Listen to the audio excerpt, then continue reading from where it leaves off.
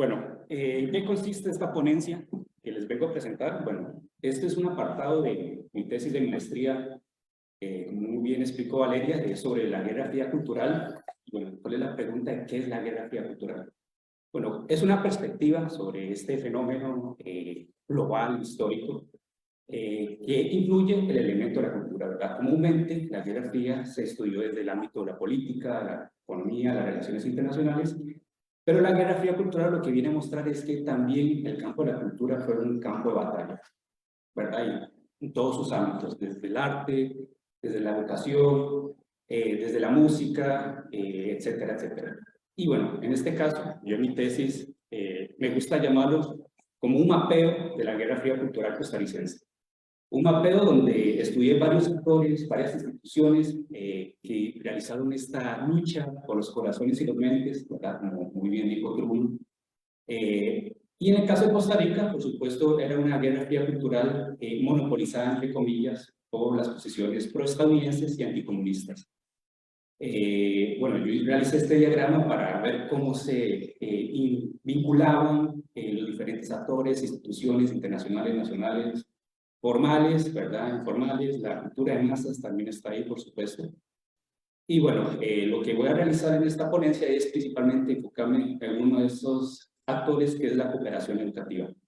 Que por cierto, ¿verdad? Una de las lectoras de mi tesis fue la profesora Patricia Romero, que también me compartió una gran cantidad de documentos que fueron muy fructíferos para mi tesis. Y bueno, nuevamente me voy a enfocar en la cooperación educativa estadounidense vinculado, que estas son las tesis, vinculado con la diplomacia pública, o la diplomacia cultural, ¿verdad? Evidentemente, había intenciones detrás de esta lluvia de dólares que está llegando desde Estados Unidos a Costa Rica, y que esas intenciones se encuentran dentro del marco de esta guerra fría cultural. Voy a evidenciar esto en tres apartados: uno, las becas, ¿verdad? Uno, segundo, la difusión de los libros, y el tercero es las campañas educativas, las exposiciones para un público más general. Entonces, comencemos con el primer apartado, los famosos Education Exchange o Exchange Program, programas de intercambio, programas de educación, que bueno, fue uno de esos grandes proyectos financiados por varias instituciones estadounidenses. Yo me voy a enfocar principalmente en el gobierno de Estados Unidos. Hay otras investigaciones que están surgiendo, por ejemplo, del colega Randall Chávez, que está investigando las fundaciones privadas de la Ford. Pero bueno, yo, ¿verdad? Estudié principalmente los financiamientos provenientes del gobierno estadounidense. ¿Y de dónde o qué ámbitos se financiaban? Iban desde becas, asesorías de técnicos extranjeros, conferencias académicas, subsidios a centros educativos, investigaciones e intercambios de estudiantes. Esto ya existía prácticamente desde finales del siglo XIX, pero ya el gobierno estadounidense comienza a institucionalizar, ¿verdad?, este financiamiento de la educación ya en la década de los 40, con las políticas de buena vecindad. Recuerden la Segunda Guerra Mundial, esta necesidad de amistarse o aliarse, o que los países de América Latina estuvieran aliados a Estados Unidos contra el enemigo común, el eje, y posteriormente la campaña La Verdad de Truman, que fue una de las primeras campañas propagandísticas en la temprana Guerra Fría, que en términos sencillos era el contraataque que va a realizar el gobierno estadounidense contra las acusaciones que hacían los soviéticos, ¿verdad?, en su propaganda, de que bueno, Estados Unidos era racista, Estados Unidos tenía una cultura no refinada, materialista, etcétera. Entonces, bueno, por eso se le llamó la campaña La Verdad. Hubieron varios programas, varias instituciones que se involucraron acá. Punto 4, el Centro Cultural Interamericano Costarricense, el Fulbright Program, muy importante. Por ejemplo, el Fulbright Program desde 1949 a 1972 dio 687 becas a costarricenses, a estudiantes, profesores, líderes comunales. También una institución o una oficina de departamento estado muy importante fue el International Cooperation Administration, que bueno, financió la educación vocacional, técnica, en la década de los 50, pero también es muy importante esta oficina con las vinculaciones que va a tener con la Universidad de Costa Rica, ¿verdad? Va a dotar una gran cantidad de dólares. Aquí tengo algunos datos. Por ejemplo, dio $160,000 únicamente en servicios de consultoría y reformas a planes de estudio. De hecho, se dice que muchas de las escuelas de la Universidad de Costa Rica surgieron o se desarrollaron gracias a este programa. Por ejemplo, de la Escuela de Medicina, pues después de Trabajo Social, algunas ingenierías. Y esto ya va a ser sustituido, esta oficina, por el AID, por la Agencia de Desarrollo Interamericano, bajo, por supuesto, el marco de Alianza para el Progreso, ¿verdad? Que tenía esta idea de un desarrollismo o una modernización anticomunista. Ustedes saben que para luchar contra el comunismo la única forma era acabar con esa desigualdad social y económica en América Latina, ¿verdad? Esa era la interpretación de John F. Kennedy y de todos los ideólogos. Pero el que más me interesa, además de todas estas becas que se dieron, fue una beca especial, que fue las invitaciones culturales por las International Visitors. ¿Qué eran esto? Bueno, eran invitaciones a líderes comunales, estudiantes, profesores, profesionales, hacia Estados Unidos para hacer una guía cultural, digamos, un tour cultural de Estados Unidos. Entonces los llevan a visitar museos, galerías, universidades, atractivos naturales. Y de hecho fue tan así que estas invitaciones culturales fueron el doble que los becados. Por ejemplo, dentro de este programa, el Fulbright Program, hubieron 477 invitados culturales frente a los 202 becados. ¿Y cuál es la razón de esto? Bueno, primero porque eran más baratos, eran más de corto tiempo, pero también eran, podríamos decirlo así, ideológicamente más fructíferos. Y esto precisamente porque una de las intenciones de estas invitaciones culturales era que estos costarricenses se empaparan de la cultura estadounidense, ¿verdad? Que era una cultura refinada, que había una superioridad tecnológica, deportiva, etc. Y eso mismo lo supo aprovechar una agencia muy importante que existió en este periodo de la Guerra Fría, que fue la USIS, la United States Information Service, que en español se le llamó la Agencia de Información, y que, bueno, esta agencia de información estuvo prácticamente en todas las embajadas estadounidenses en el mundo, que se dedicaba principalmente a la difusión cultural, a la difusión de propaganda, unas más explícitas, otras más encubiertas, y que en Costa Rica, por supuesto, estuvo. Y la UCIS en Costa Rica terminó materializando propagandísticamente la experiencia de estos becados, de estos visitantes culturales.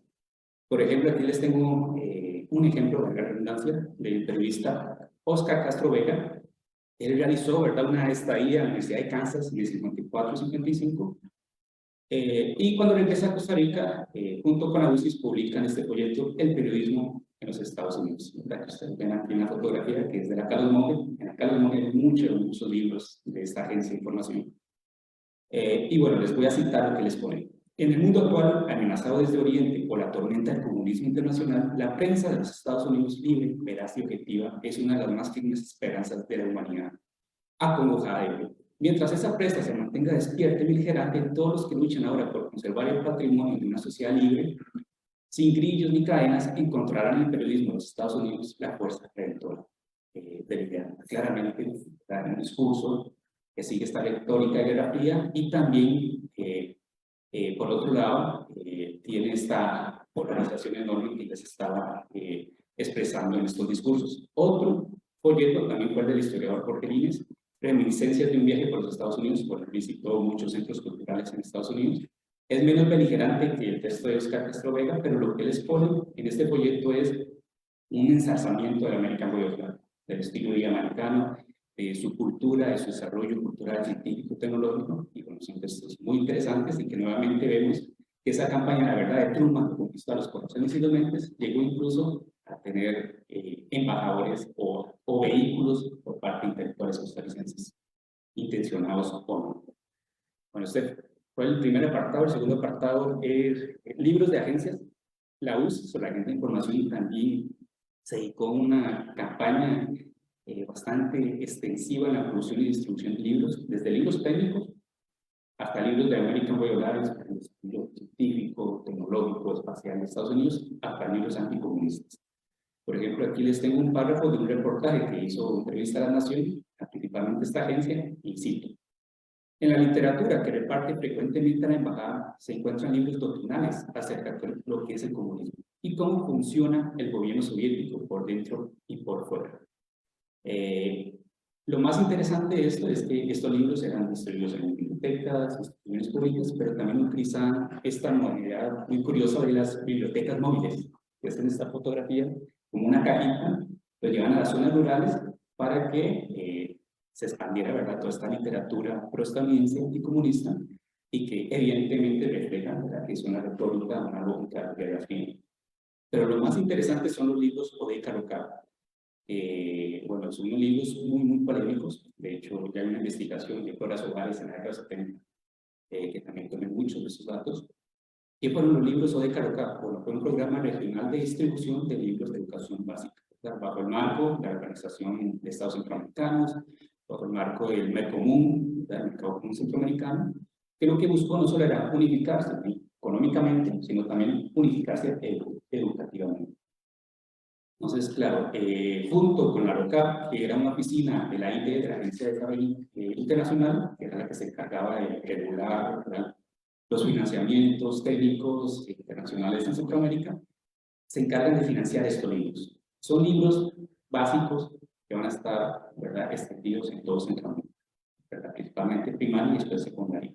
Este fue un programa muy exitoso. Por ejemplo, en 1963 a 1969, solo en Costa Rica, hubieron 2.125.200 libros distribuidos. Y en 1972, un 70% de educadores, según la memoria de educación, afirmaron que utilizaban libros OCA. ¿Cuál es el problema de estos libros? Que al fin y al cabo estaban solucionando un problema de la falta de libros educativos en Centroamérica. Bueno, que las críticas eran por varios elementos, tanto metodológicos como ideológicos. Y principalmente las críticas provenían de intelectuales y pedagogos universitarios. Entre ellos, una de las grandes portavoces que con muchos de estos libros fue Emma Gamboa. Principalmente por el método de aprendizaje, porque los libros para la enseñanza de escritura y lectura están basados en un aprendizaje contextual de la lengua anglosajona. Cambio, comúnmente, como se enseña la escritura y la lectura en Costa Rica, es fonético, ¿verdad? No hay mucha diferencia entre lo que se escribe y cómo se habla. Entonces, claramente esto, que fue una crítica que hizo Emma Gamboa, evidenciaba que muchos de estos libros eran creados por asesores estadounidenses de la idea, que no tenían un desarrollo totalmente completo de cómo era la educación centroamericana y de la lengua española. Y por otro lado, una de las críticas fue Cristian Rodríguez Estrada, que era un filólogo muy interesante de la década de 60, que tuvo una campaña contra los anglicismos y afirmaba que estos libros tenían una gran cantidad de anglicismos. Es una crítica interesante porque ahora actualmente nosotros no nos preocupamos de que nuestra lengua tenga anglicismos, incluso ni sabemos cuáles palabras son de proveniencia inglesa, pero era una crítica que se mantenía.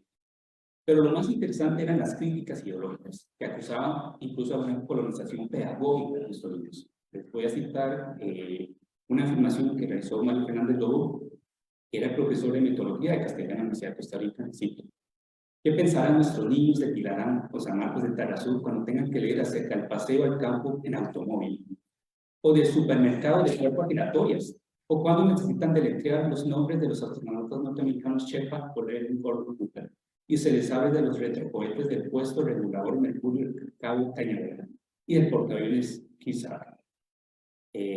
Claramente, ¿verdad?, estos libros los que están difundiendo era el estilo de vida americano, ¿verdad?, era el desarrollo tecnológico estadounidense, y que eran, como mencionaban ellos mismos, totalmente desnaturalizados de la situación centroamericana. Incluso Víctor Manuel Arroyo, que en ese momento era el director de la Escuela General, les menciona: libros de talla única, indiferenciados sin bandera, redactados con una uniformidad latosa y desesperada, hechos para formar un hombre de modo. Que eran libros, la crítica era que eran libros para todo Centroamérica, pero el gran problema no era que eran de todo Centroamérica, sino que no había referentes de país, que eran sustituidos precisamente por signos septentrionales de American Global. Incluso Flora Ovares dice que estos libros lo que reproducían era principalmente de la familia burguesa estadounidense, padre, hijo, madre, con propietarios de fincas, de industrias. También hablan de visitas a supermercados, incluso se le criticaban libros de ciencia, que los libros de ciencia eran libros que escribían o se leían sobre la carrera espacial estadounidense, pero no sobre la flora y fauna centroamericana. Entonces, bueno, eran varias críticas que se realizó a estos libros y que, bueno, tuvo su efecto. Ya va a ser en la administración de Trejos, con el ministro de Educación, Guillermo Marabaza, no recuerdo actualmente, pero que sí tuvo en ese momento la valentía de decir: bueno, estos libros son nefastos, vamos a reevaluarlos, vamos a detenerlos. De hecho, se detuvo la distribución de los libros de primer y segundo año, que eran más polémicos. Y finalmente se va a cambiar por libros nacionales, entre ellos los libros de Porfirio Borelis. Bueno, el tercer apartado, me queda poquito tiempo, fue la cuestión de educando al pueblo costarricense, ¿verdad? Entre otras modalidades de la agencia de información y la embajada estadounidense fue la exhibición de películas, documentales, técnicas, de American Reply, anticomunistas, etcétera, y que gracias al formato de 8 milímetros se difundió, se exhibió en zonas rurales también. Por ejemplo, se dice que en 1961 se ofrecieron 118 funciones de películas, en su mayoría en zonas rurales. Muchos con contenidos, ¿verdad?, bajo esta lógica de la Guerra Fría. Pero lo más interesante son las exposiciones y conferencias. Me gustaría pasar, tenía dos ejemplos, uno sobre las conferencias sobre átomos en acción, átomos por la paz, que era toda una campaña para quitar esa visión negativa de la energía atómica después del hecatombe de Hiroshima y Nagasaki, y reflejar que la energía atómica no era eso, que la energía atómica también tenía beneficios en la agricultura, en la salud, etc. Y que también reflejar esas transferencias tecnológicas que estaba realizando el gobierno estadounidense con sus aliados. Pero vamos a pasar a otra exposición muy interesante, que fue la campaña propagandística de la carrera espacial. Esta campaña propagandística estalla o surge con mayor fuerza después de ese discurso de John F. Kennedy de "We chose to go to the moon" en 1962, que es, podríamos decirlo así, la piedra para, por parte del gobierno estadounidense y la NASA para detener el avance de la carrera espacial soviética, ¿verdad? Los soviéticos están haciendo importantes logros, que los estadounidenses están ya hacia atrás, pues bueno, John F. Kennedy dice, bueno, nosotros vamos a ir a la luna. Y además de esa gran cantidad de horas a la NASA, también hubo un financiamiento de la campaña propagandística a favor de los avances de la carrera espacial estadounidense. En Costa Rica hubieron exposiciones fotográficas, exposiciones de modelos de satélites, también una exposición itineraria en colegios sobre Apolo 11 en 1969, que fue el gran hito. También distribución de material en embajadas de instituciones públicas, pero el que me interesa fue la visita del astronauta Frank Heisel en el Congreso de Geólogos de la UCR, aquí en 1971. Frank Heisel fue un astronauta del malograda misión de Apolo 13. El Apolo 13 lo que buscaba era hacer el tercer alunizaje, la larga redundancia, en la Luna. Sin embargo, un desperfecto tuvieron que volverse. Y bueno, va a ser este mismo astronauta que va a participar en el Congreso de Geólogos. Y bueno, fue un gran pegue en términos de popularidad, no solo por parte de la sociedad costarricense, sino también por los estudiantes y profesores de la Universidad de Costa Rica. De hecho, él hizo su congreso, ahí vemos unas fotografías que fue un lleno completo. Presentó películas sobre Apolo 11, explicó su experiencia como astronauta de la malograda misión de Apolo 13, también presentó piedras lunares, fotografías, y al finalizar el congreso, bueno, se le vitorió, se le dio un aplauso, los estudiantes le pedían la mano, fotografías. Entonces, bueno, claramente esta astronauta, la que fue auspiciada principalmente por esta campaña cultural estadounidense a visitar a Costa Rica en el Congreso de Geólogos de Costa Rica, fue, además de un embajador cultural, ¿sí?, sino que también fue un símbolo de la victoria espacial estadounidense. Acá están así que en una conferencia de prensa que se hizo en Costa Rica, se le pregunta si creían que los soviéticos podían alcanzar a los estadounidenses en la carrera espacial. Y él menciona, habrá 3 viajes más a la Luna por parte de Estados Unidos. Y sé además del progreso de 3 laboratorios espaciales para 1973. ¿Cuándo podrán los rusos hacer lo mismo? Entonces, como que dejó callados a los periodistas. Y consiguió, ¿verdad?, convertirse en ese símbolo del desarrollo de la base tecnológico en la carrera espacial. Simbolizó eso, al menos para los costarricenses. Conclusiones. Bueno, que hay una cooperación educativa estadounidense vinculada más allá de la beneficencia de la calidad estadounidense con Costa Rica, que refleja también, evidentemente, estas intencionalidades. Primero, garantizarse la amistad de Costa Rica.